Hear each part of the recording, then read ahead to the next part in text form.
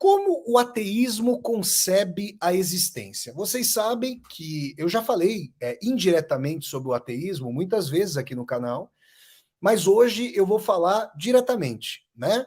Eu já fiz discussões sobre várias vertentes espirituais. Olha, eu já falei aqui nesse canal sobre o judaísmo, já falei sobre o cristianismo, já falei sobre o espiritismo, que se considera cristão, já fiz leitura de Vassoler com um trecho do Al-Quran, do Corão, revelado para o profeta Mohammed, o profeta Maomé.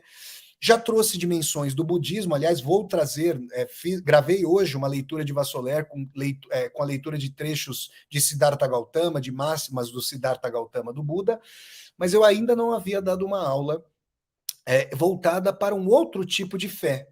Vocês estão ouvindo bem o que eu estou dizendo, para um outro tipo de fé, que é o ateísmo.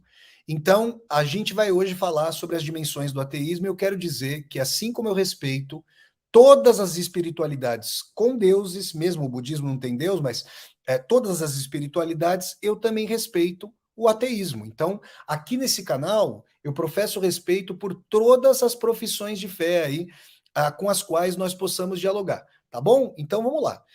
Pessoal, vamos começar aí pela refutação ateísta em termos de um aspecto científico ou de um aspecto da empiria. Existem pessoas que dizem o seguinte, tá? E é uma coisa muito importante a ser considerada.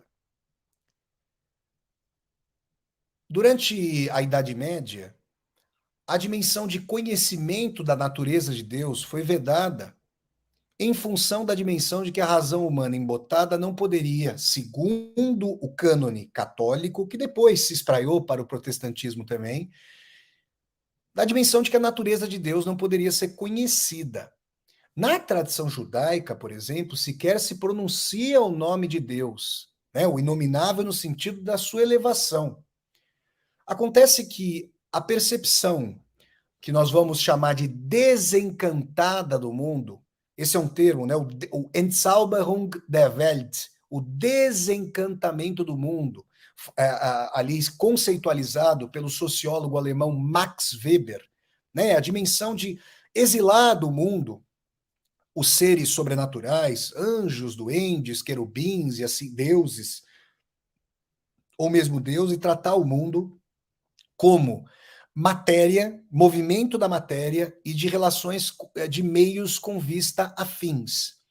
Esse desencantamento progressivo do mundo e a formação do moderno método científico, da dimensão dubitativa, da dimensão da comprovação empírica, trouxe um aspecto fundamental aí para esse ateísmo que eu vou chamar aqui. Eu vou tentar trazer algumas conceitualizações sobre esses ateísmos, mas eu vou chamar de ateísmo empírico, ou seja, diante da falta de uma comprovação cabal da existência de Deus, ou seja, empírica, ratificada por experimentos que possam ser feitos aqui em Braga, lá em São Bernardo, em Beijing e assim por diante, diante da falta dessas comprovações e em face de sistemas teológicos que se desvinculam da realidade empírica e propõem ali os seus dogmas, paradigmas, axiomas inquestionáveis, essa tradição do ateísmo empírico, vejam, de matiz de comprovação científica, ela começou a trazer a dimensão de que qualquer coisa,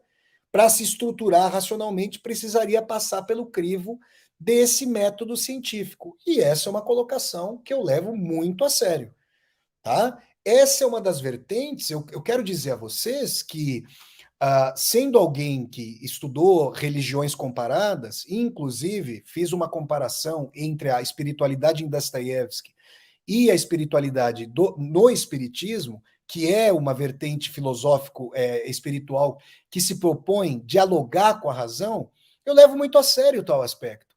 Porque muitas pessoas...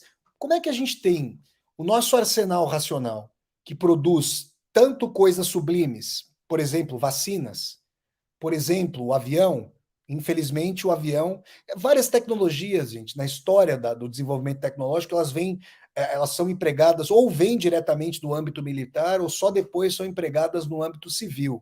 né? Mas nós temos vacinas, nós temos o computador. Ah, Flávio, mas o computador também é vigilância. Experimenta ficar. Hoje eu achei aqui que o celular tinha dado piripaca, eu já comecei, meu Deus do céu, o que vai acontecer aqui? Como é que eu vou trabalhar? Porque realmente eu dependo disso estritamente. Então, é importante trazer essa dimensão. Por quê? Porque essa dimensão do ateísmo empírico, ela desafia a dimensão de que Deus seria incognoscível. E ela chama a baila, olha, você quer mostrar que Deus existe? Comprove isso. E aí vocês vão me perguntar, vocês poderiam me perguntar, Flávio, você que se interessa muito pelo assunto, existe uma comprovação cabal e irrefutável a respeito da existência de Deus? Não, não. Eu quero indicar a vocês o NUPES. Deixa eu colocar até aqui ó, a sigla para vocês pesquisarem na internet. O NUPES, deixa eu colocar aqui, ó, é o Núcleo de Pesquisas em Espiritualidade e Saúde. Opa, da UFRJ, opa, da Federal de Juiz, isso, tá aqui, ó. Vamos lá, o NUPES, olha só, gente, Núcleo de Pesquisas em Espiritualidade e Saúde da Universidade Federal de Juiz de Fora. Quem tiver interesse, como eu, em estudar fenômenos paranormais, parapsicológicos, por exemplo, comunicações mediúnicas que são feitas. A gente tem o um exemplo famosíssimo para ficar ali nas Minas Gerais com o saudoso Chico Xavier, né?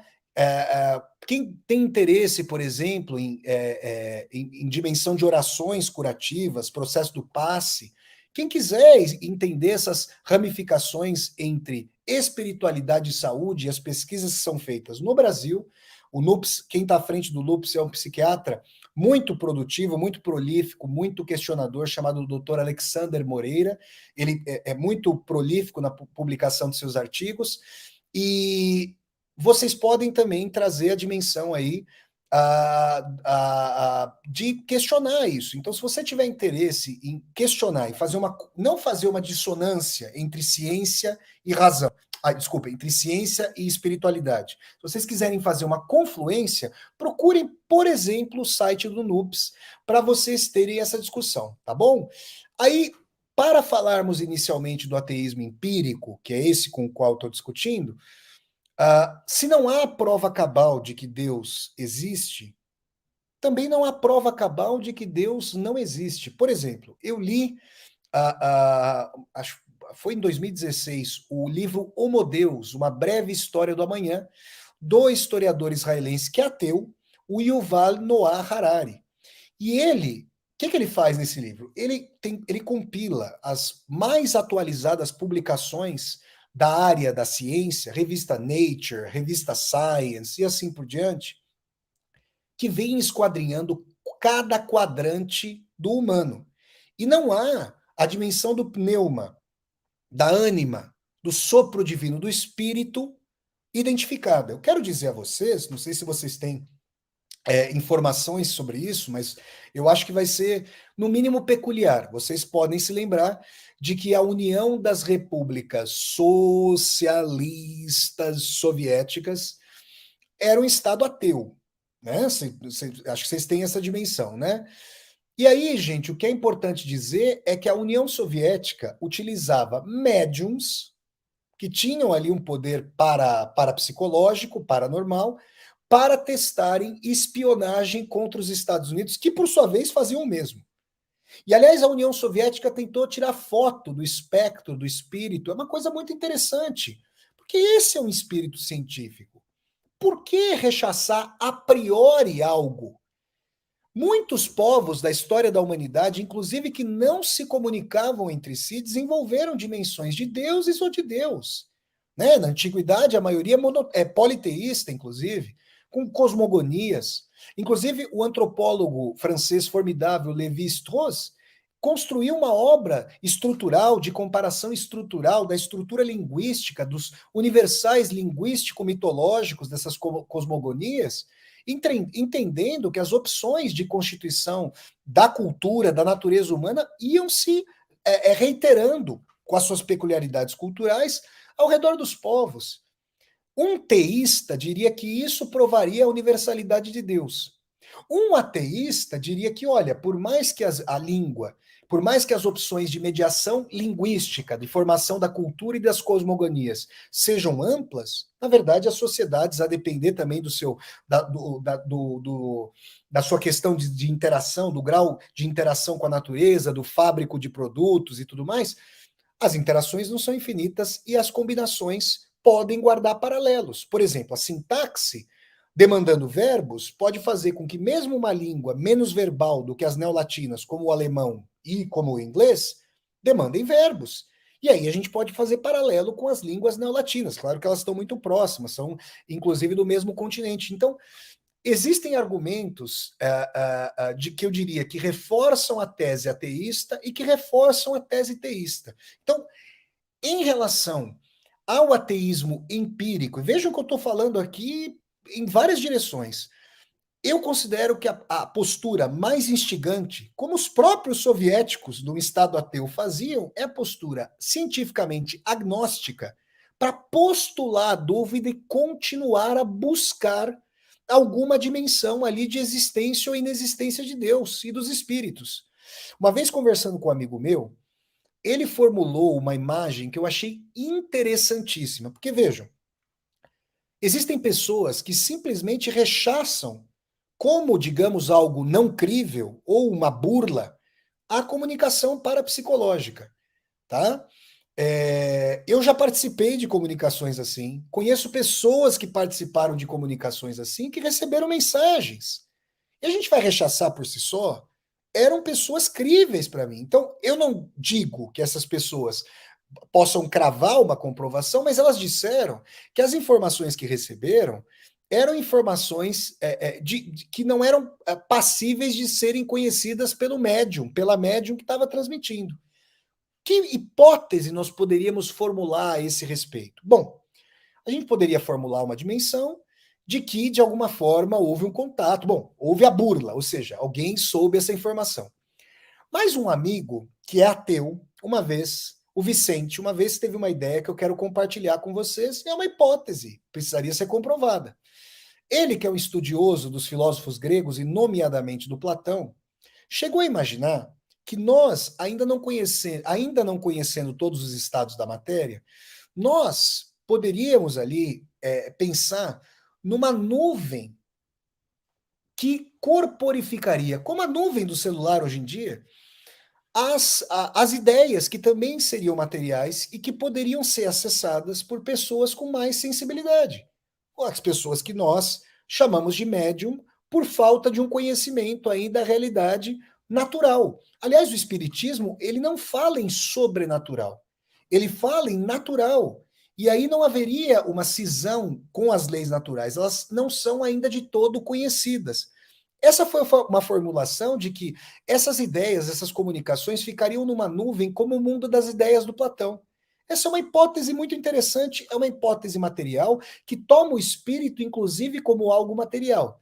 Restaria saber se existe ou não vida após a morte, algo que também não está comprovado. Mas esse meu amigo que é ateu, que se coloca como ateu, ele, na verdade, se propôs agnosticamente e de forma livre pensante a dialogar com uma questão que acontece para muitas pessoas, pessoas que visitam centros espíritas, terreiros de candomblé e da Umbanda, com comunicação com os guias e com os médiuns. Então, primeiramente, nessa questão do ateísmo empírico, eu coloco essas questões para nós pensarmos. E vejam, se vocês acompanham, existe, deixa eu agora para terminar este ponto e passar para o ateísmo ético ou antiético, a dimensão ética ou digamos, de ausência da ética, essa é uma outra discussão importante de sentido e tudo mais, eu gostaria de dizer o seguinte, é verdade que na universidade, eu posso dizer, venho dela, leciono ainda em universidade, posso dizer que existe nas humanidades, de forma recorrente, um lugar comum para não se falar da tradição espiritual. E o marxismo, especificamente, os manuscritos econômico-filosóficos do Marx, tratando ali a religião como ópio do povo, eles, eu diria, empobreceram a discussão antropológica, histórica, filosoficamente crítica sobre o desdobramento da espiritualidade.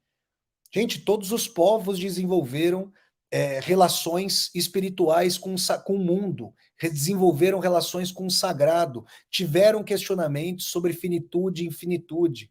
Isso é muito importante de ser colocado, com os mais diversos dobramentos, de tal maneira que aquilo que os ateístas mais encarniçados, a gente já vai falar sobre o sentido, chamam de ilusão, deveria ser visto com mais cuidado. Porque se fala de materialismo e de materialismo histórico, como é que algo que fez parte da história humana pode ser rechaçado pura e simplesmente como ilusão? A gente vai falar sobre isso já já.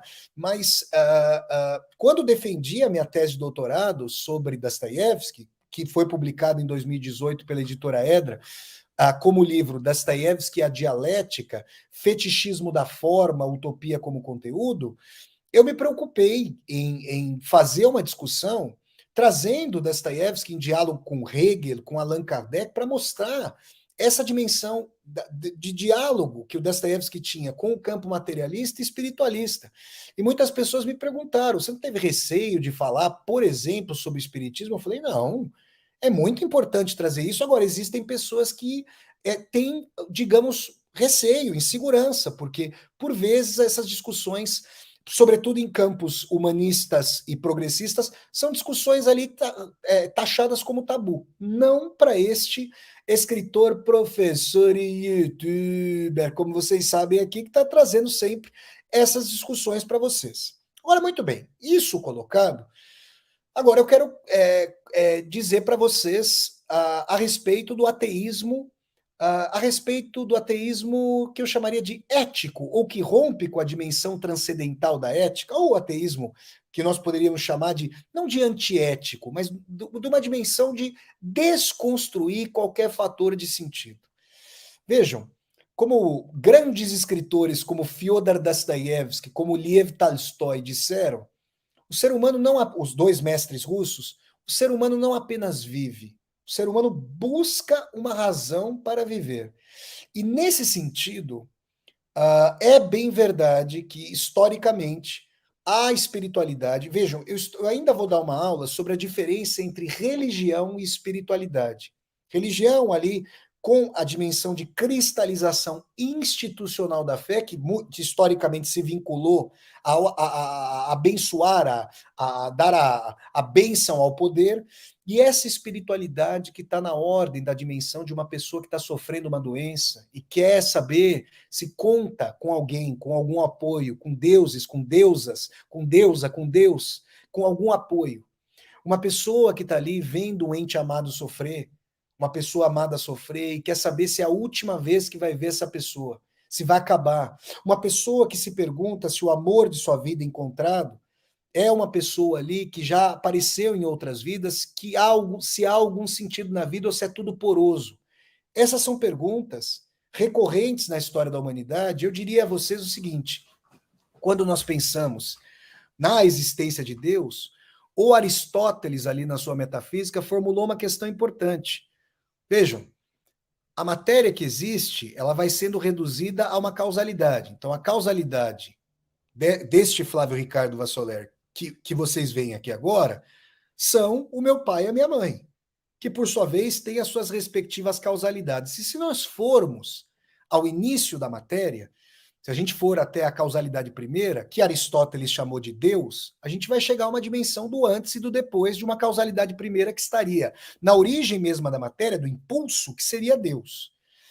Inclusive, eu quero indicar para vocês um documentário chamado Encontros no Fim do Mundo, Encounters at the End of the World, do diretor alemão Werner Herzog, Encontros no Fim do Mundo. Tem ali esse documentário belíssimo do Herzog sobre a Antártida, e o Herzog vai conversar com um pesquisador que está ali na Antártida, vejam, pesquisando o Big Bang, ou a explosão, uma hipótese de explosão inicial que teria fundado o universo. E o Herzog pergunta para esse pesquisador, agora de cujo nome eu não me lembro, se eu não me engano, era um pesquisador de uma universidade canadense, e o Herzog pergunta para ele: olha, veja só, Você está estudando o Big Bang e você identificou uma partícula subatômica, o neutrino, que não tem função alguma, mas que estava muito e abrangentemente presente no Big Bang. Sabe como o pesquisador ali no Encontros no Fim do Mundo chamou essa partícula? De partícula Deus. Como se fosse alguma mediação sem uma função física até então descoberta, pode ser que haja e a ciência ainda não tenha descoberto, mas que era como não dá para nem dizer que é um catalisador, um motivador, um impulsionador da inteligência cósmica, tá?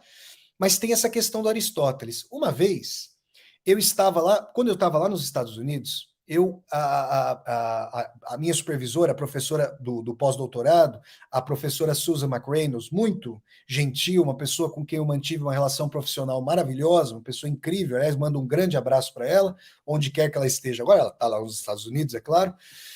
A gente ali, eu conhecia a família dela, os pais dela, e o pai dela era um físico, pessoa muito inteligente. E uma vez eu fiz uma questão para ele. Olha só que interessante, esses papos de doido que eu adoro e eu espero que vocês também gostem. Bom, quem está aqui, obviamente, está gostando desse papo. Digamos assim.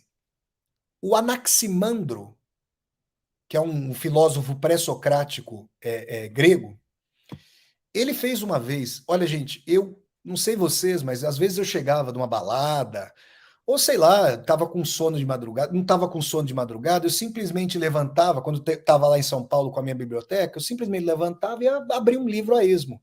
E ficava lendo, sentado no sofá e fazendo algumas especulações. Aí eu pegava o caderninho para escrever alguma coisa. Teve um dia que eu cheguei a essa colocação do grande Anaximandro, que pensou o seguinte: se o universo é um todo, olha que piração sensacional, simplesmente sensacional e poética, inclusive. Se o universo é um todo, se nós pensarmos que o universo é um todo parado, não tem grandes problemas.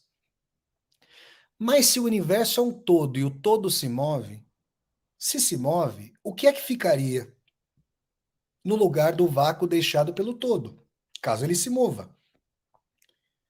Aí você vai falar, não, mas se move em todas as direções. Então ele ocupa todos os espaços, mas o Anaximandro pressupôs que se o todo se mover, o que ficaria no lugar dele? O Anaximandro está pensando com uma lógica teísta ou proto-teísta, né, de vinculação a especulações sobre Deus, uma lógica muito interessante, postulando um fora e um dentro. Aí eu conversando com esse pai da minha supervisora lá da pesquisa de pós-doutorado, que era físico, ele falou para mim assim: não, não, não, não, meu filho. Isso aí você tem que pensar na fita de Möbius. Deixa eu colocar aqui para vocês o nome para vocês buscarem na internet. Opa, desculpa aqui, gente. Ih, meu Deus do céu, agora eu vou ter que achar lá a postagem. Onde que tá aqui? Pronto, pronto. Deixa eu colocar aqui a fita de Möbius. Espera aí, gente. Onde é que tá o trema aqui nessa coisa? Porque sumiu o trema, né, gente? Oh, meu Deus. Agora nem trema aqui tem no lugar. Agora eu não sei onde é que tá o trema aqui no teclado, gente. Mas então vai sem trema mesmo. Olha só. A fita de Möbius. Olha só, fita de Möbius. O que é isso? Imaginem vocês uma fita, tá? Imagina que eu tivesse aqui na minha mão uma fita, tá bom? Imagina, o pessoal enrola um cigarrinho de palha, tal, para fumar. O cigarrinho de palha ali que tem aquela fita que você enrola o fumo, né? E você enrola o cigarrinho de palha. Imagina que eu pegasse essa fita e ao invés de eu unir as duas pontas da fita como um círculo, eu torcesse. Vejam vocês o que eu estou fazendo. Ó, se eu pegar a fita, tá paralela, vamos dizer que ela está paralela aqui à superfície do computador. Aqui, eu estou gravando essa aula pelo computador. Ele tem aqui o teclado. Então imagina que essa fita está paralela ao teclado. Se eu fizer assim com a fita, eu estou fazendo um círculo e a fita tem um lado de dentro e um lado de fora, como o Globo da Morte. Vocês lembram do Globo da Morte? O Globo da Morte é aquele lugar lá que entrava a moto, ó, se a moto não andasse muito rápido, ela podia cair. Então ele tinha que manter uma certa velocidade para andar, e tinha o dentro do Globo da Morte, tinha o fora do Globo da Morte. Né? Imaginem isso. Muito bem. Aí, isso colocado, o que o pai da minha supervisora lá, que era um físico muito bacana, propôs? com a fita de Möbius. Deixa eu colocar mais uma vez aqui o nome da fita de Möbius. Imagina que você pega essa fita agora, aí você vai torcer essa fita ao redor do próprio eixo, e aí sim você vai vincular uma ponta a outra. O que vai acontecer nessa fita de Möbius? Presta atenção que isso é um modelo matemático para o universo. O que está fora está dentro, o que está dentro está fora. Calma que eu vou explicar. É tranquilo para vocês entenderem. No globo da morte, a moto está andando dentro do globo. Ela fica andando pelas paredes com uma velocidade alta para não cair. Mas tem o fora. Agora, se eu pegar a fita e torcê-la ao redor do próprio eixo e atar as pontas, a moto, ao invés dela fazer assim um circuito por dentro, e se ela tivesse fora, um circuito por fora, ela, quando ela estiver andando por dentro, a fita torcida faz com que ela também ande por fora. Já não há mais um fora e um dentro do universo. A fita de Möbius, aliás, eu falei sobre isso, o meu livro tá em algum lugar aqui, o Metamorfoses, os anos de aprendizagem de Ricardo V e seu pai. O meu quinto filho literário, publicado aí no comecinho, há um pouco mais de um mês aí, eu tenho todo um diálogo chamado Zero Infinito entre pai e filho, em que eles conversam exatamente sobre esses aspectos da fita de Möbius. E aí, nesse caso, tem uma resposta para Aristóteles, porque não tem um dentro e um fora, um antes e um depois. E é muito interessante pensar nesse sentido, porque isso gira a cabeça do Anaximandro. O Anaximandro pensou em fora e dentro, mas se o universo for um dentro e um fora concomitantes, em que dentro e fora se retroalimentam, como na fita de Möbius, é uma piração. Agora vamos lá. Olha lá, olha lá, olha lá. Olha lá o Aclinhos. Olha o Aclinhos. O Rony Cortex faz aqui. Deu até uma tossida. Faz aqui um super sticker, apoia o canal, então vamos lá. Mestre, parece-me que essa posição do prosseguimento da busca de Deus não se compatibiliza com o trio judaico-cristão islâmico, uma vez que ele afirma que é Deus que dirige os seres humanos com a mensagem. Rony, muito obrigado pela mensagem. Não sei se não estou de acordo com você, lógico, respeitosamente, por quê? Porque Agostinho de Hipona sondou ou não sondou a natureza de Deus? Tomás de Aquino sondou ou não sondou a natureza de Deus? Karl Barth, teólogo protestante, o fez ou não o fez? Averroé, grande filósofo islâmico, o fez ou não o fez? É que a gente precisa pensar nos instrumentos passíveis de apoiar, na lógica e nos instrumentos passíveis de apoiar a sonda do universo. Hoje sim a gente consegue sondar o universo com mais propriedade e conseguiremos ainda mais se não destruirmos a Terra. Então, assim, essa tradição de fechar, de vedar o caminho para o absoluto é uma tradição na esteira de concílios católicos que queriam a liturgia para si, o monopólio da descoberta do absoluto para si. Então, gente, essa dimensão é importante. Muito obrigado ao nosso querido Rony. E aí, vejam só, o que nós temos aqui? Nós temos, vejam o que eu vou dizer agora. Nós temos agora uma dimensão. Outro dia eu estava conversando com uma pessoa, obviamente, sempre preservando a identidade. Mas essa pessoa até esteja assistindo a essa aula e vai saber que nós conversamos, mas só nós dois saberemos. Ninguém jamais vai saber que houve uma conversa entre nós, porque é um âmbito privado. E eu vou respeitar, eu vou falar só por alto desse aspecto, porque é uma questão muito importante. Essa pessoa tinha perdido um ente muito querido e nós conversamos sobre se essa pessoa acreditava que havia algo além da vida, a vida após a morte, se essa pessoa achava que ou se a pessoa achava que tudo tinha acabado, e a pessoa se disse, olha, essa pessoa disse, eu não acredito em nada, eu acho que realmente acabou, e a pessoa disse algo a mais, eu acho até que qualquer construção espiritual para tentar dar uma dimensão de vida após a morte é como que um conforto, é uma explicação fabricada para consolar, e eu quero levar muito a sério esse argumento aqui. Vejam, houve alguma vez alguma sociedade na Terra que fosse radicalmente igualitária? Vocês podem citar sociedades do âmbito ameríndio, sociedades, vários exemplos. E se eu puxar a partir da modernidade, se eu puxar, por exemplo, a moderna organização social, A igualdade é um desejo, mas a desigualdade tem sido uma tônica. E há pessoas que falam, por exemplo, em revolução e em estabelecimento de sociedades sem classe que nunca existiram. Não havendo, e não sabemos se pode haver, de fato, sociedades assim constituídas. Não se trata de uma fé em algo que nunca existiu. A pessoa poderia dizer que esse algo é material. Material onde se nunca houve na história? Estou dando um exemplo. Onde que é material? Onde? Os seres humanos se colocam, o capitalismo incentiva muito isso, esse turbocapitalismo neoliberal concorrencial, mas os seres humanos mostram a solidariedade, mas também capacidade bélica terrível. Então, onde não haveria esse apoio? O que faz uma pessoa se levantar da cama? É pura e simplesmente a fome?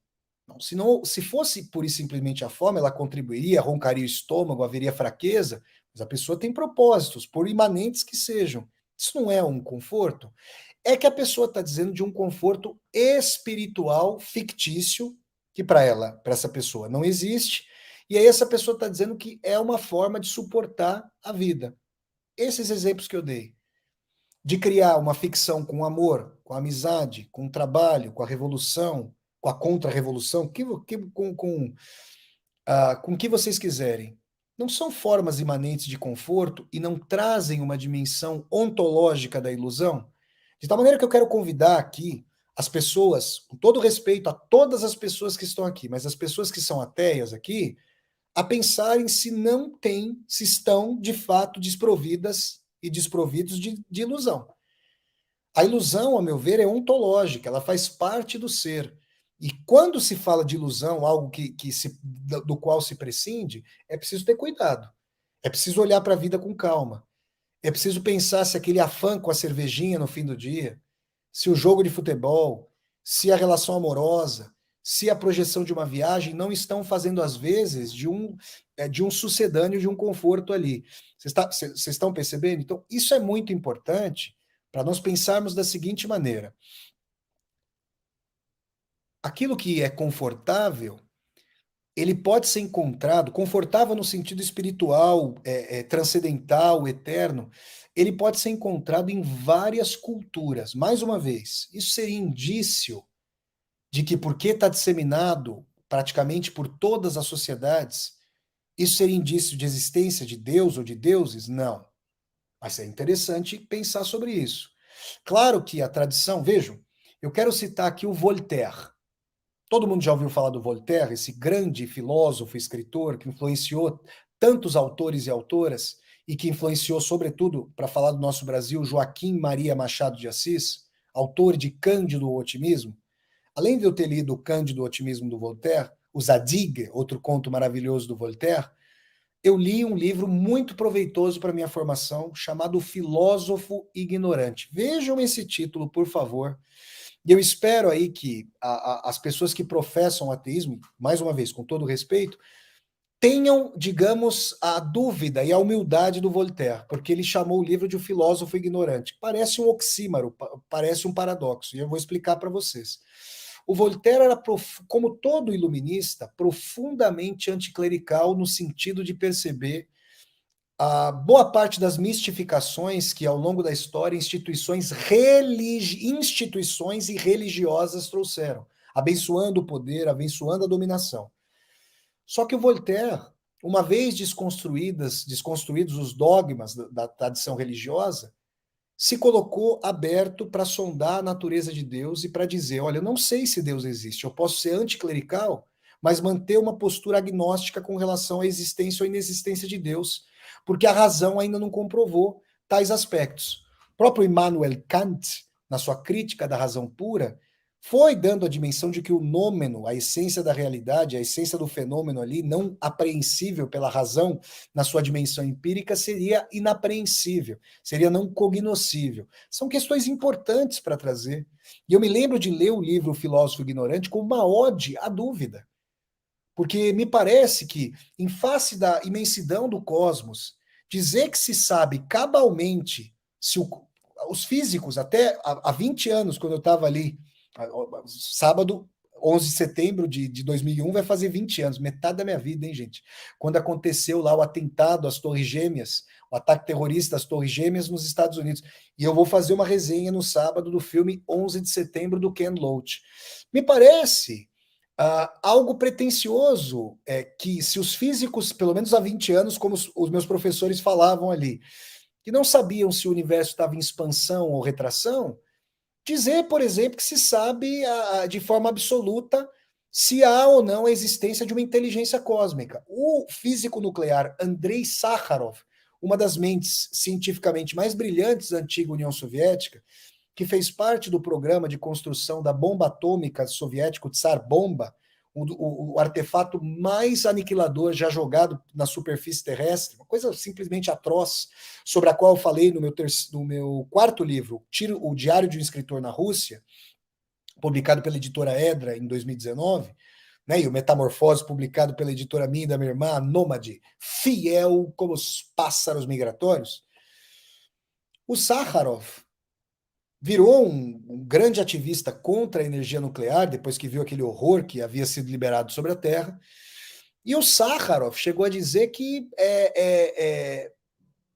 acreditava, um físico nuclear acreditava que poderia haver uma inteligência superior, uma arquitetura para o universo. Era uma fé dele? Era. Mas ele está dizendo, como cientista, que não conseguiria encampar a realidade. Vamos lá. Muito obrigado. Deixa eu colocar o Oclinho de novo. Olha lá, olha lá, olha lá. Agora com Oclinhos. O Rony Cortex faz um super sticker. Eu agradeço ao Rony e vou ler aqui a pergunta dele com Oclinhos, hein, gente? Com Oclinhos de sol. Vamos lá. Estão falando aí que eu estou parecendo xerife aí com óculos de sol, hein, gente? Xerife nada, hein, gente? Pelo amor de Deus, hein? Vamos lá. Então, você não está convencido, como Agostinho estava, de que Deus veio à Terra na pessoa de Jesus, fato que é a essência do cristianismo? Rony, obrigado, Rony. Essa é uma percepção católica, essencialmente católica. E, aliás, eu quero explicar para o Rony a origem disso. O Constantino, imperador romano, ele estava ficando doido. Por quê?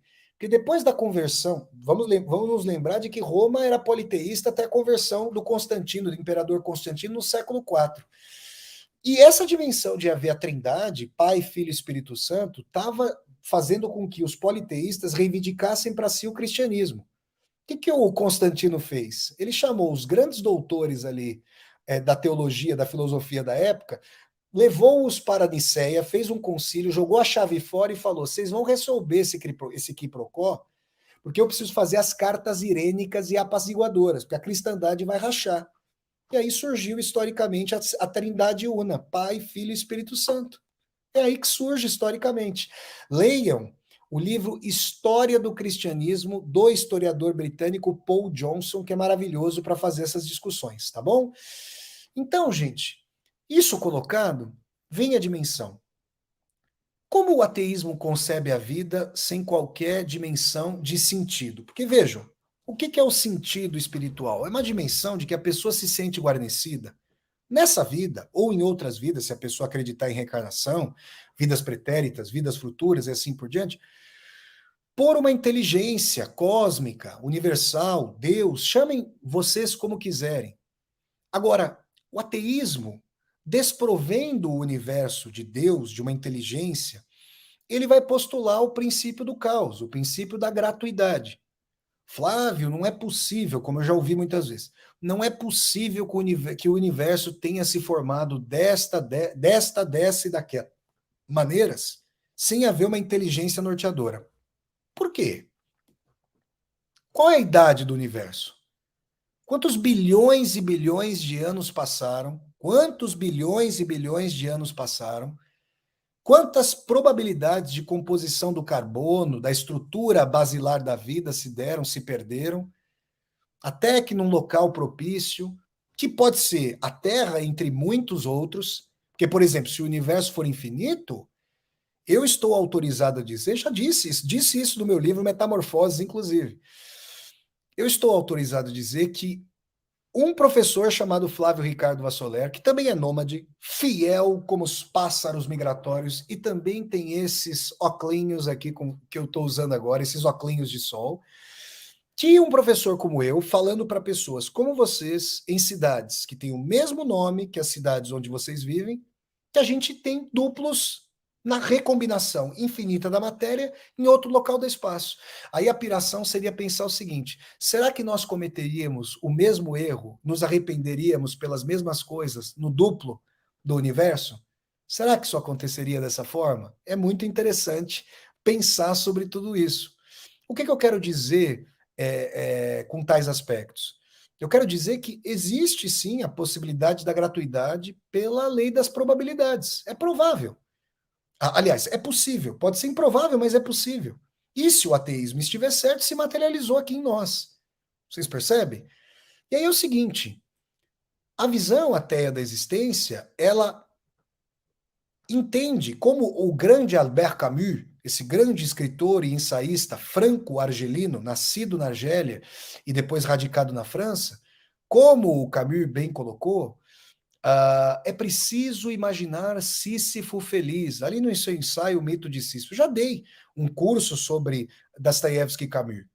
Por que Camus diz que é preciso imaginar Sísifo feliz? Sísifo é um condenado pelos deuses a rolar uma pedra eternamente morro acima, sem que jamais possa chegar ao cume da montanha, para poder, logicamente, conversar com seu chapa Isaac Newton para rolar a pedra abaixo, né? E descansar aqui com justamente os meus oclinhos. Aí, ó, ele poderia descansar com os oclinhos também, vocês estão entendendo?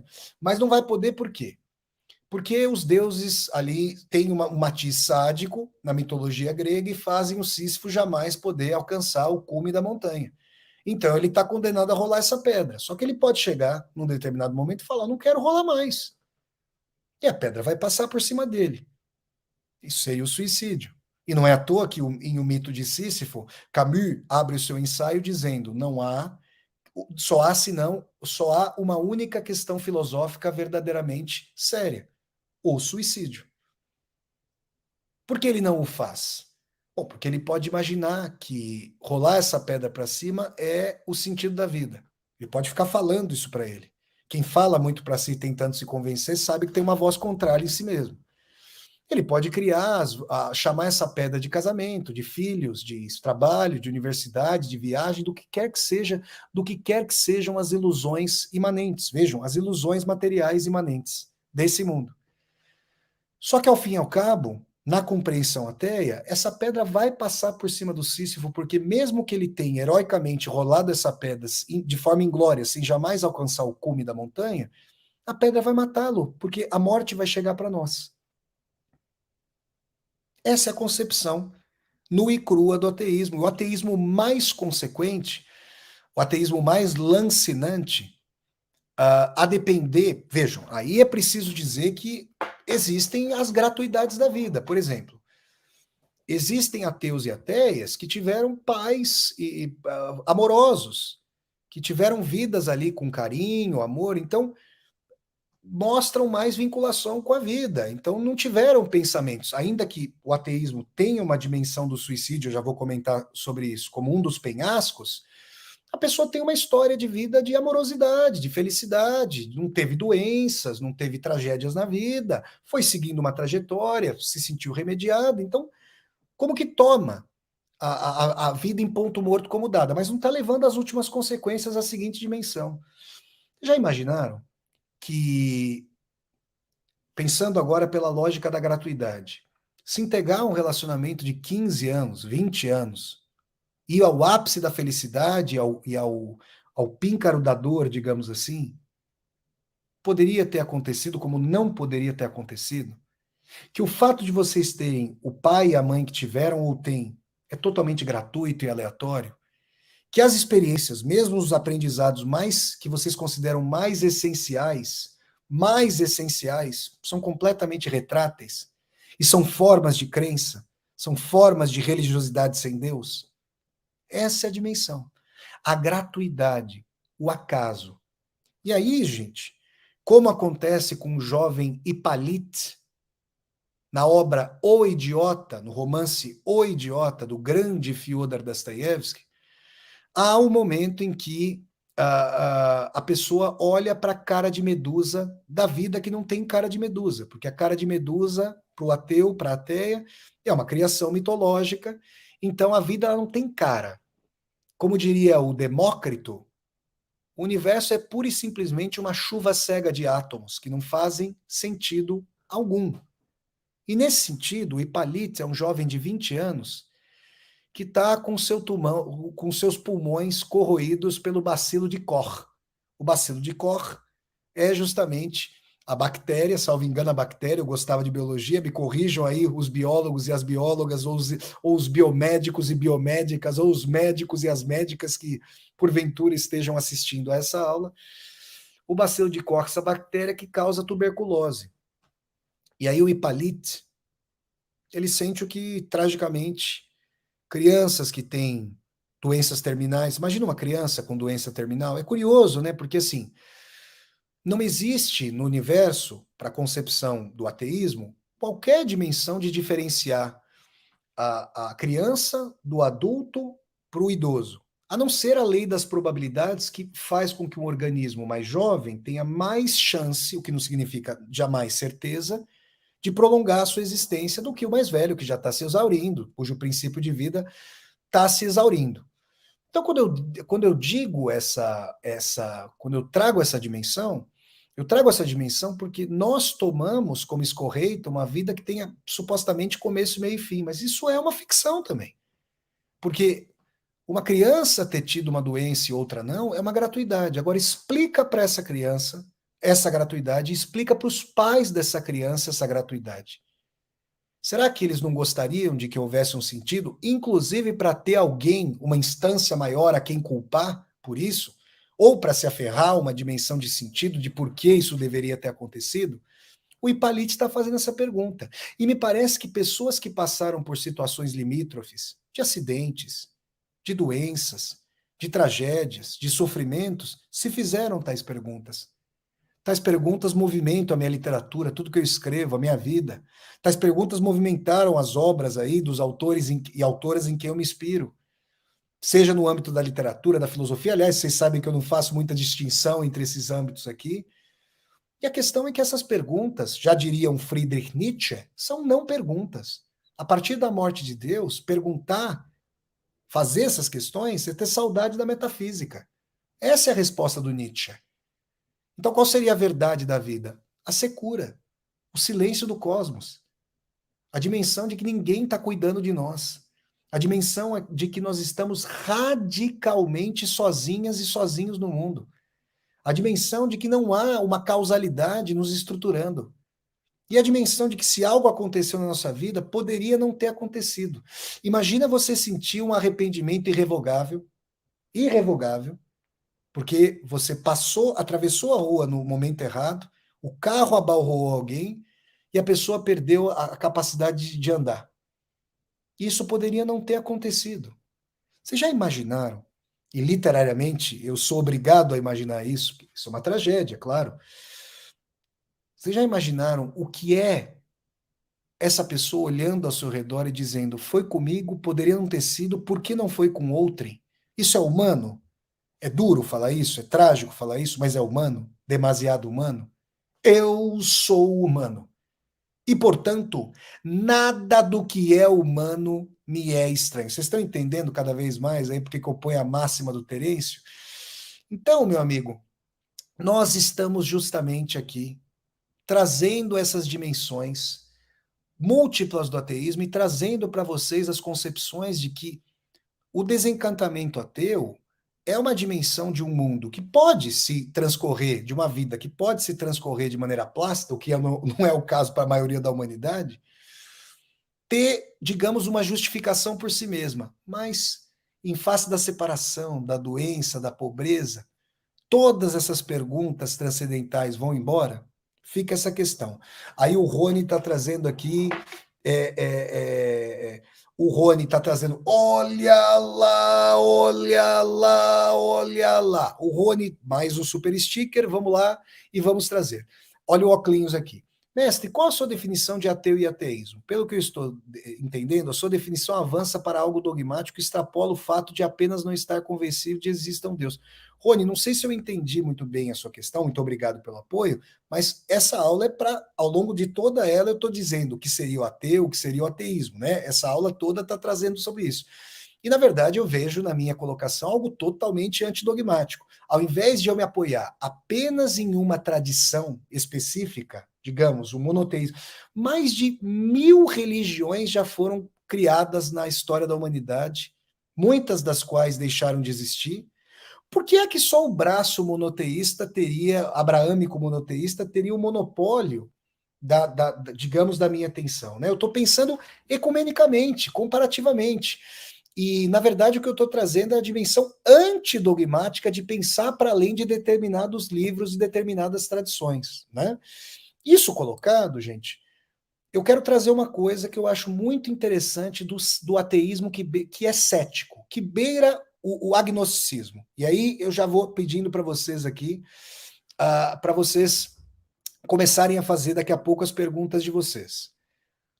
Vejam, uma vez eu estava conversando com uma pessoa, e essa pessoa dizia que, segundo sua vertente espiritual, ou vamos chamar aqui de religiosa, e eu respeito todas, mas não vou dizer qual era, segundo essa vertente, olha o que acontecia. A pessoa só seria salva se pertencesse àquela específica denominação religiosa. E aí eu acho muito interessante o ateísmo que beira o ceticismo, o agnosticismo, portanto, mas o ceticismo que diz o seguinte, falei, e foi exatamente o que eu disse para essa pessoa, falei, gozado, né? Se você tivesse nascido no Japão e não no Brasil, a probabilidade de você ter uma fé budista era altíssima. Se você tivesse nascido no Oriente Médio, por exemplo, na Palestina, você poderia ser cristão, mas haveria mais chances de você ser, digamos, muçulmano ou muçulmana. Vocês percebem? E assim por diante.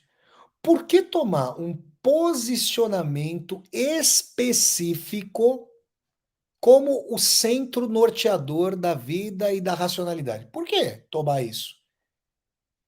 Porque digamos, a crença em que uma verdade unívoca, endógena, fez ao longo da história é trazer dogmatismo, é trazer briga, guerras religiosas, né? É o protofanatismo. Ao passo que perceber a contiguidade entre as diferentes tradições espirituais justamente traz a posição para perceber que ser cristão, cristã, muçulmano, muçulmana, budista, hinduísta, candomblessista é uma função do pertencimento de onde se vem. É possível matizar a verdade como verdades e é possível perceber o que há de. Aí é interessante, o que há de contíguo no diferente. E essa característica dubitativa sobre a existência é muito interessante, por quê? Porque ela postula um princípio de humildade em relação à própria posição e de percepção que uma pessoa que não partilhe da sua fé ou da sua falta de fé pode se sentir menosprezada e com direito se você quiser trazer simplesmente a dimensão de que sua fé ou falta de fé, ou fé na falta de fé, como eu estou dizendo aqui, como o ateísmo tem uma profissão de fé, eu já disse aqui na aula, que isso pudesse ser a verdade posta e transcendental por si só. Vocês estão percebendo? E aí, olha lá, olha lá, olha lá. O Rony traz mais uma pergunta. Qual a sua definição de ateu? Rony, meu querido, obrigado pela ajuda. Eu acho que é assim, gente, e aliás é boa essa pergunta pelo seguinte: vocês já perceberam que eu não gosto de definições? Definição é dar fim. Eu procuro trabalhar com abertura conceitual. Eu concebo a realidade. Tem uma querida amiga minha, que é minha aluna também, a Sheila Mann, que tá. Ó, um beijo para minha amiga Sheila Mann. Ele está fazendo um curso comigo sobre os irmãos Karamazov e a gente analisa a cada aula um capítulo dos irmãos Karamazov. É um sonho ministrar esse curso. justamente sobre a principal obra que eu li na minha vida, eu sempre falo para Sheila, a realidade para mim é um esfumato. O que é o esfumato? A técnica do Leonardo da Vinci, aquela névoa, aquele enevoamento, aquele embaçamento, aqueles tons cinzas, cinza que misturam aspectos da realidade. Eu mostrei aqui que um ateu pode ter ilusões, propensões de projeção de sentido, mesmo que não haja data marcada para a morte. Ou seja, nós vivemos, o ateu e a ateia inclusive, nós vivemos a ficção de que essa aula vai acabar daqui, digamos, a meia hora, e nós temos outra coisa para fazer. A lei das probabilidades, a depender da sua idade, do seu peso, da sua altura, do seu histórico de doenças da família, a lei das probabilidades te autoriza a pensar que sim ou que não. Por exemplo, uma vez lá em São Francisco, quando eu fui lá para um congresso em São Francisco, cidade de São Francisco, lá nos Estados Unidos, uma cidade muito bonita ali no estado da Califórnia, acho que é a cidade mais bonita que eu conheci nos Estados Unidos, com aquelas colinas ali e tal. Uma vez a gente estava sentado ali no rosto, a rapaziada estava tomando uma cervejinha, o rapaz contou uma ideia muito interessante que ele teve, de criar um aplicativo que estaria conectado com um banco de dados de cotejo estatístico das doenças e das probabilidades de vida e conectar uma agulhinha no corpo da pessoa para fazer aferições de sangue, para somar estatisticamente e projetar quantos dias de vida ainda restavam para a pessoa. Vocês imaginam um negócio desse? E aí, dependendo se a pessoa foi comer lá um joelho de porco, abaixou um monte. Se a pessoa foi fazer uma caminhada, aumenta. E assim por diante. E aquilo era muito interessante. Eu ainda vou escrever sobre isso. Isso é muito interessante porque isso não passa de uma ficção, de uma ilusão. E um acidente? E uma grande pane? Uma vez, tempo atrás, estava conversando com uma pessoa que teve uma grave doença e para um tipo de enfermidade lá, terrível, cuja causalidade a ciência ainda não conhece, há especulações de que traumas emocionais que não estão computados nessa aferição poderiam gerar ali mitoses e meioses translocadas das células, gerando ali fatores terríveis para o corpo. Então, gente, é importante a gente pensar aí em várias direções, pensar criticamente, pensar aí as dimensões do ateísmo, entender o seguinte: mesmo o ateísmo pode comportar a existência de deuses de barro, pode comportar a projeção de sentido para a vida, porque é preciso. Por que o Camus diz que é preciso imaginar Sísifo feliz? Porque talvez ele, como grande leitor de Dostoiévski, de Fyodor Dostoiévski, o mestre russo, porque ele sabia que não era possível imaginar Sísifo feliz. Então, ele colocava a dimensão de que é preciso. E se uma pessoa pensar que não é mais possível imaginar Sísifo feliz? Essa pessoa, com as dores. Uma vez um amigo meu, 1000 anos atrás, eu vou falar para vocês que ano isso, há 14 anos, direto do túnel do tempo. Gente, eu nem usava esses óculos aqui do olha lá, olha lá, olha lá. Vejam só, há 14 anos um amigo meu, eu era professor de inglês dele, amigo meu. A gente se encontrou no sabadão de manhã. Oh, que coisa doida. Sábado de manhã eu lá dando aula de inglês. Mas vamos que vamos trabalhar, né, gente? E aí, amigo meu chegou, coitado, tava pesaroso. Eu falei, rapaz, que foi? Não sei o que, não sei o que lá. Aí ele vira para mim e fala assim: rapaz, você não sabe, amiga minha se matou. Oh, meu Deus do céu. E escreveu no vidro no espelho do banheiro: me desculpem, não suportei mais. Com batom. Coitada. E aí, gente, né, tendo sensibilidade, percebendo ali o discurso da pessoa e tudo mais, né? Que que eu dimensionei? Falei, será que esse meu amigo ele tem uma sensação, essa vibração mais difícil e sabe quando dá uma ideia? Inclusive o Andrew Solomon, o grande escritor estadunidense Andrew Solomon, que escreveu sobre depressão e suicídio, né? Acho que o Demônio ao Meio-Dia, escreveu um livro também sobre suicídio, de cujo nome, tá me escapando o nome, se alguém souber aí, Andrew Solomon. um livro sobre o suicídio, mas se alguém souber pode colocar aqui na, na, no chat. Ele falou, né? Olha, é preciso falar sobre a propensão mórbida do suicídio, é preciso conversar para se aliviar. Inclusive, um amigo meu, tido como grande niilista, considerava a si próprio, felizmente não era, felizmente, hoje é pai, felizmente. Mas chegou a dizer que um dia estava pensando realmente em dar cabo de si, uma pessoa ligou para ele. Olha, até é uma questão, né? O telefonema imanente parece o telefonema celestial para chegar alguém conversando e ele dirimiu a vontade de ir embora, né? E o que é importante pensar aí, gente, né? O que é importante ter em mente aí é a dimensão de que para o ateísmo e para o ateísmo radical, na dimensão de esvaziar, aí na dimensão daquele que é radical mesmo, que esvazia completamente. Percebe, olha, tudo é retrato, eu quero olhar para a vida com a cara de Medusa que ela não tem.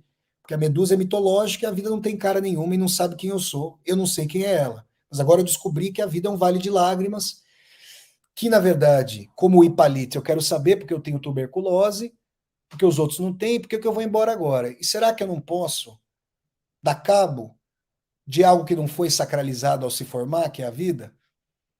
Essa é uma questão duríssima, que eu espero que pessoas que passam por essa dimensão tão trágica do ímpeto do suicídio, muitas pessoas, vejam, é muito diferente ter pensado, vejam, existem várias propensões aí.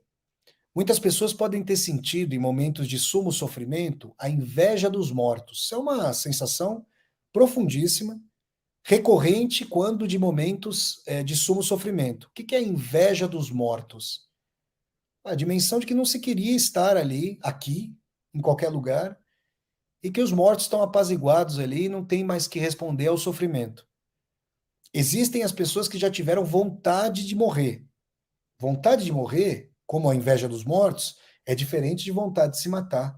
E é de muito diferente, porque é muito mais aprofundado tentar se matar, que não, quando não, realmente executar esse horror, né? Essa tragédia que é, digamos, o suicídio. Porém, tragédia por um prisma de sentido, de vida eivada de sentido.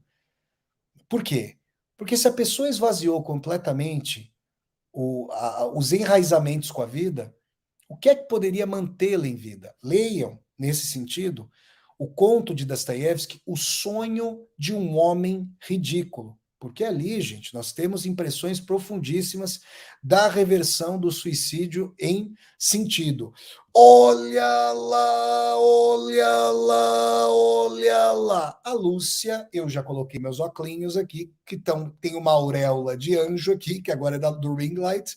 A Lúcia manda um super sticker, apoia esse canal, eu coloco os óculos e mando muito obrigado. Valeu, Lúcia. Obrigado, querida. Muito obrigado pelo apoio, gente. Olha, gente, essas discussões tentam ali trazer um panorama para alguns sentidos, né? Isso é uma questão inesgotável, com várias discussões feitas ao longo da história da filosofia, com defesas encarniçadas do ateísmo, a lá fé na falta de fé, com defesas encarniçadas na existência de Deus, ou seja, fé na fé, e com dimensões aí volterianas do agnosticismo a lá a obra O Filósofo Ignorante, cuja leitura eu recomendo a vocês. A partir de agora, gente, eu vou procurar perguntas que vocês tenham feito aqui no meu canal do YouTube. Podem mandar as suas perguntas, por favor, podem mandar as suas perguntas, só que eu peço que vocês comecem a fazer as perguntas em caixa alta, para eu saber que vocês estão falando comigo, tá bom? Vamos lá, deixa eu ver as perguntas de vocês aqui.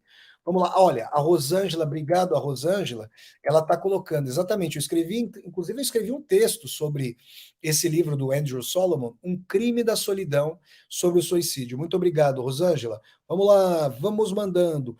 O Soldado 121, que tem o símbolo do glorioso Esporte Clube. Salve o Corinthians, o campeão dos campeões. Oh, oh, eternamente. Grande soldado 121 tá aqui, ó, lendo aí tá com o símbolo do Corinthians, tá me perguntando se eu sou ateu? Não, Eu sou corintiano, meu amigo. Eu sou corintiano aí, ó, minha religião. Corintiana apostólico romano. Vamos lá, obrigado, meu amigo. Vamos lá. Deixa eu ver aqui se tem perguntas de vocês aí. Vamos ver. Vamos lá, deixa eu ver aqui como é que estamos aqui. Deixa eu ver. Vai mandando perguntas aí, gente. Eu estou procurando perguntas aí de vocês. Vocês mandaram perguntas?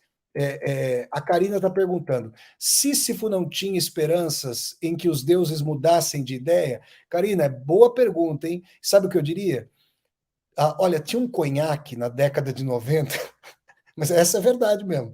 Tinha um conhaque na década de 90, só não vou falar o nome do conhaque aqui, não, vou falar o nome do conhaque? Posso falar? Vou falar. Tome um Dreyer, desce macio e reanima, porque essa era a fé do Cis, falar, pelo amor de Deus, como é que pode uma bucha de canhão dessa aí? Então ele poderia acreditar nisso, mas isso não é uma fé, justamente? Aí que tá, vamos lá, vamos ver aqui. O Victor está fazendo uma colocação aqui muito interessante. Olha só, existem tantas concepções de Deus que, antes de tudo, quando alguém se intitula ateu, é bom perguntar: você é ateu de qual Deus? Ah, boa, é uma colocação muito espirituosa do nosso querido Victor. Vamos lá. O Felipe Fauri faz uma outra pergunta aqui interessante. Você não acha que o conceito de Deus, tanto Deus, ciência, quanto da religião, são conceitos a serem superados? Não sei, Felipe. Eu tenho lá as minhas dúvidas a esse respeito.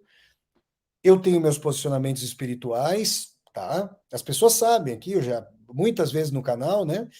E realmente, se de fato, como determinados ramos da ciência apontam para fazer com que as pessoas vivam 500, 600 anos, esses seres que viverão como deuses, praticamente imortais, daqui a pouco com a idade do Matusalém, né, o mais velho ser humano na Bíblia, talvez para eles a dimensão de Deus seja o ego. Vocês imaginam o tamanho do ego de uma pessoa desse jeito? Minha Nossa Senhora.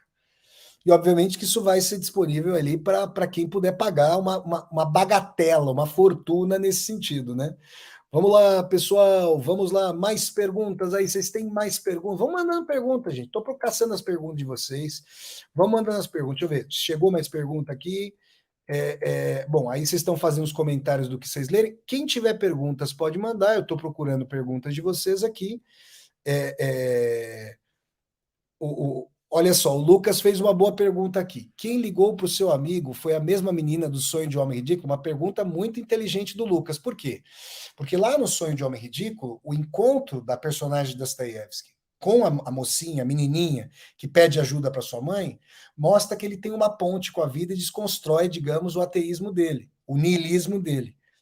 É curioso, Lucas, porque eu fiz não essa pergunta muito boa que você fez especificamente, mas eu falei, por que você me fala desse telefonema? Será que você não se pergunta sobre algum chamamento?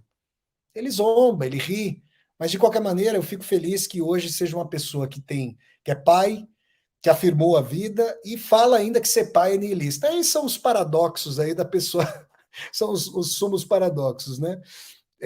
Deixa eu ver aqui. Aí o Rony faz uma pergunta boa. Mestre, se um Deus quisesse ser conhecido, alguém conseguiria impedir isso? Rony, eu acho que tem uma concepção nessa sua pergunta de que dessa dimensão da onipotência, como se ela fosse uma coisa como se ela fosse uma coisa que acontece de uma vez só. Nós, quando éramos, digamos, crianças, tínhamos a dimensão do que nós temos hoje.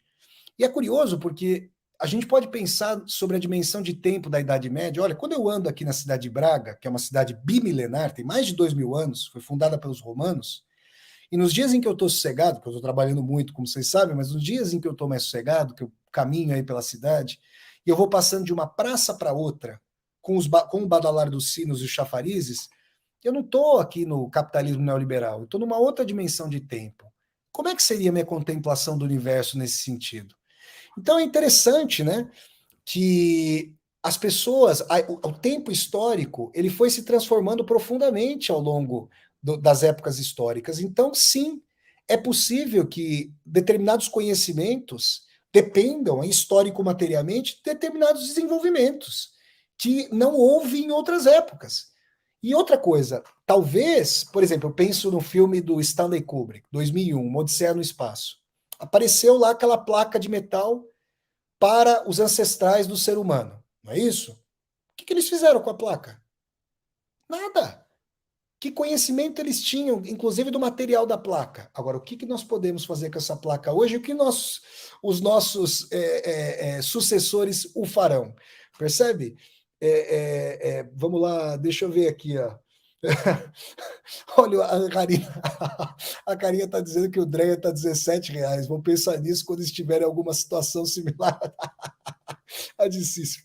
Tome um Dreyer, desce macio e reanima. Gente, olha, conhaque até é bom de vez em quando, não estou estimulando, é uma brincadeira aqui com todos vocês, pelo amor de Deus, né? Deixa eu ver aqui. Vamos ver aqui, gente. Deixa eu ver aqui mais questões de vocês. O Edson perguntando, Flávio, dinheiro é um novo Deus? Ô Edson, aí, meu amigo, duas, 3 semanas atrás, talvez duas, né? Eu dei uma aula aqui no meu canal do YouTube, falando assim, para Dostoiévski, o dinheiro é o novo Deus da modernidade? Aí vocês podem assistir a essa aula. Mas certamente para o capitalismo atual, o capital, né, que é o dinheiro, é o movimento de mais dinheiro, para mais acumulação. Aí o Mikio 3 está fazendo a seguinte pergunta: a imanência de Deus seria uma concepção materialista da existência de Deus? Olha, Mikio, é uma questão interessante, porque o Spinoza tem uma dimensão panteísta da concepção grande, Baruch, o Bento Spinoza, né, o Baruch Spinoza, ele tem uma concepção imanente de Deus, da totalidade, que municiou os materialistas para falar da natureza. Mas olha, talvez nós possamos pensar, como o Espiritismo, por exemplo, pensa, numa não separação entre natural e sobrenatural, numa contiguidade entre natural e sobrenatural. Acho que é interessante pensar nisso. Vamos lá, deixa eu ver aqui a questão. Como é que é? O Pedro aqui faz assim: não seria Deus a criatura da criatura? Deixa eu ler de novo a pergunta do Pedro. Não seria Deus a criatura da criatura? Então, seria interessante pensar, né? Como Aristóteles. É que aí é que está a questão da fita de Möbius, sobre a qual eu falei para vocês. Não é interessante isso? Será que o universo não tem dentro e fora? Mas então as nossas categorias de pensamento são completamente turvas para compreender. Vejam, é isso, até aquela resposta para o nosso querido Rony. Nós pensamos com dentro e fora, antes e depois. Se o universo não for assim, nós vamos ter que reformular radicalmente as nossas concepções do universo, do cosmos, né? Olha a Rafaela, vamos lá, Rafaela. Rafaela Santista, hein, gente? Meu pai nasceu em Santos. Professor, a questão do suicídio entre o ateu e uma pessoa que frequenta alguma religião não seria a rede de apoio que muitas religiões fornecem, também o medo de cometer o pecado? Rafaela, é uma questão muito importante. Todas as pessoas. Vou responder a você a primeira parte da sua pergunta. Vou responder a você com a obra O Suicídio, do Émile Durkheim, sociólogo francês Émile Durkheim. Ele fala que a anomia, ou seja, a ausência de norma, a ausência de pertencimento, a ausência de identidade socialmente configurada na vida de uma pessoa, pode levar ao embotamento da relação dessa pessoa com a vida e pode levar, eventualmente, ao suicídio. Isso é uma verdadeira tragédia.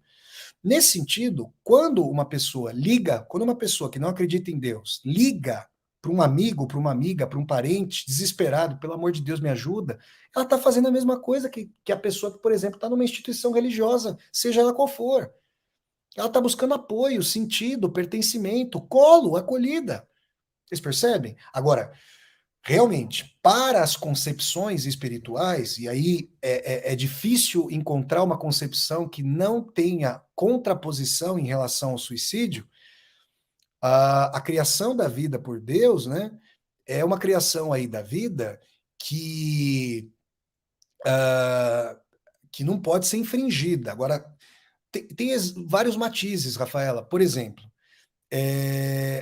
se uma pessoa está em sumo desespero, se a pessoa está ali no bico do corvo máximo, com uma dor lancinante, é a mesma coisa do que uma pessoa que faz um experimento, digamos, de Vai brincar aqui de roleta russa? Claro que não. Então, da mesma forma que a gente pode pensar em atenuantes ou agravantes, digamos assim, consoante ali o direito penal, se houver uma inteligência no cosmos, essa inteligência, obviamente, sabe, com seus guias ali, perceber essas dimensões da pessoa, né? Aliás, agora deixa eu colocar aqui os meus óculos.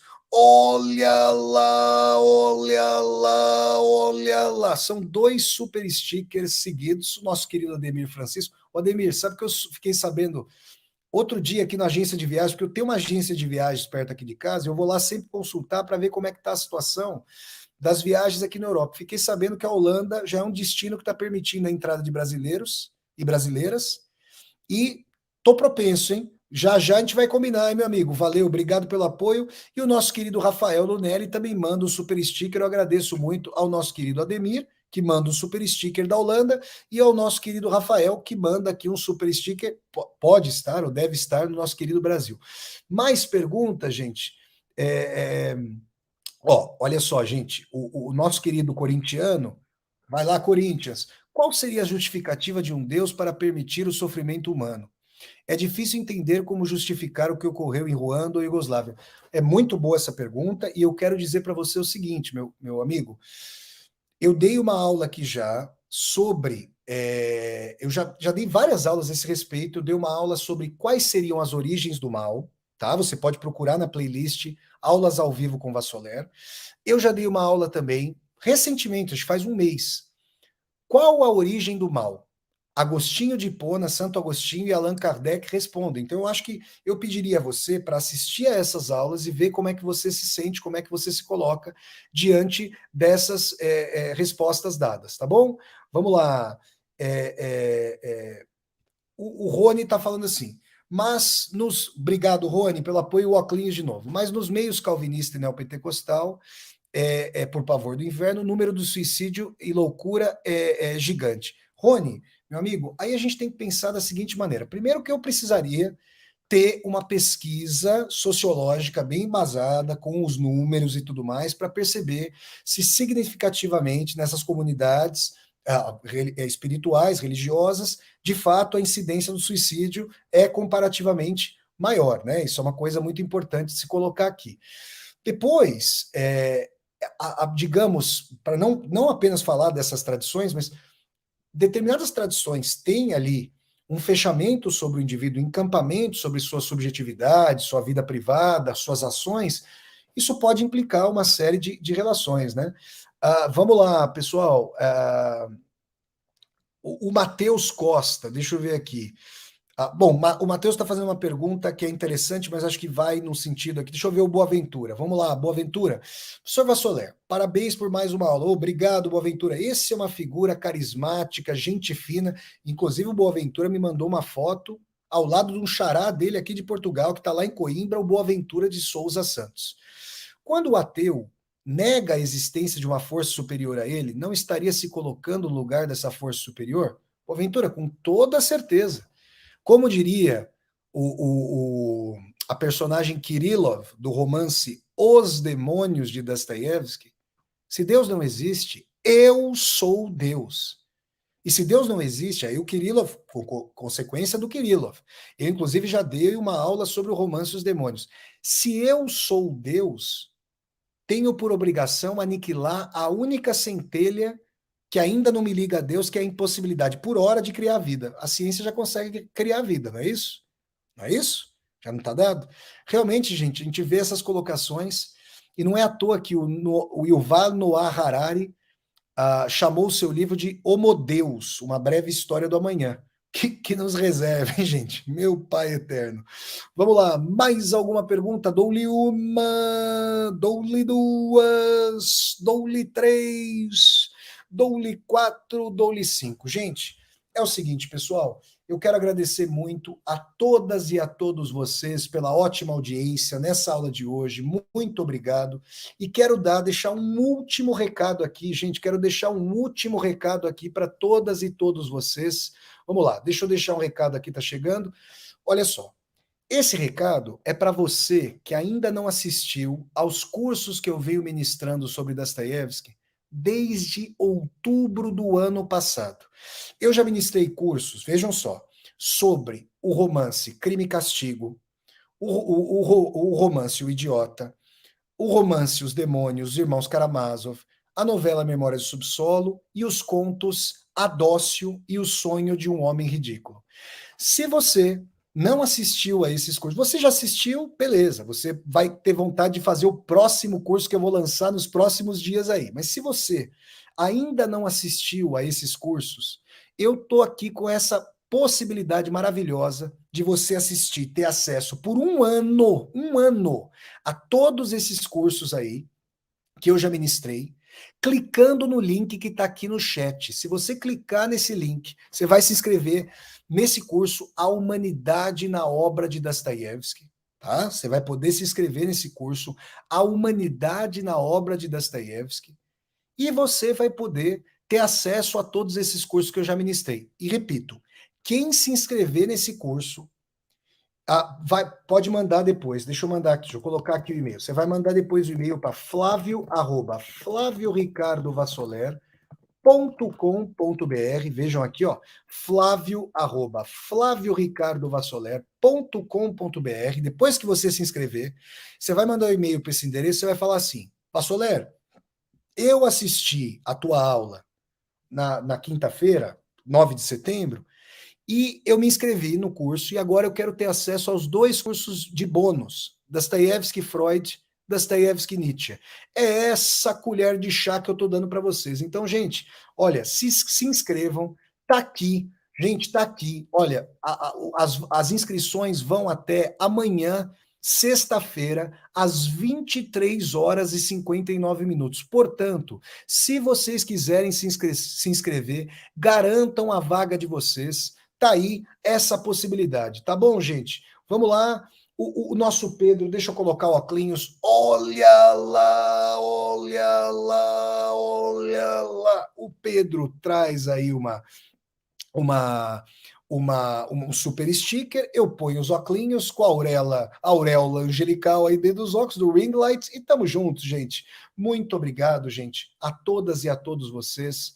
Eu agradeço muito aí a audiência de vocês, eu agradeço sempre o fato de vocês estarem aqui, espero ter contemplado algumas das posições de vocês, algumas das inquietações de vocês sobre o suicídio. Eu quero convidar todas e a todos vocês para, neste sábado, às 10 horas da manhã, assistirem a resenha no meu canal do YouTube sobre o filme 11 de setembro, do cineasta inglês Ken Loach. Ele fala sobre o 11 de setembro de 2001, que vai completar 20 anos no sábado, mas ele também fala sobre o 11 de setembro de 1973, que foi a data do golpe militar no Chile com apoio dos Estados Unidos. Eu tenho toda a comiseração pelas 2 ocorrências, tanto pelas vítimas do atentado terrorista contra as Torres Gêmeas, quanto pelas vítimas do horrendo golpe militar contra a população chilena, que elegera democraticamente o socialista Salvador Allende para a presidência à época.